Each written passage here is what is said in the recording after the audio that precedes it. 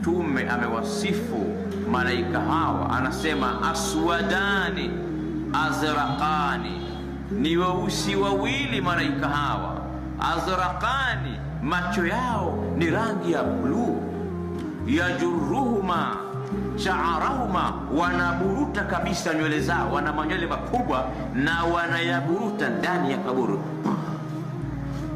wanapita hivi.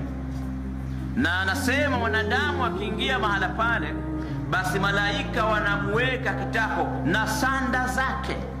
Mwanadamu anawekwa kitako na sanda zake, lijawabi munkari wa nakirin, ili atoe majibu. Na maswali haya Waislamu, kama ni kuna mtihani basi umevuja, basi ni maswali haya, maanake tunayafahamu.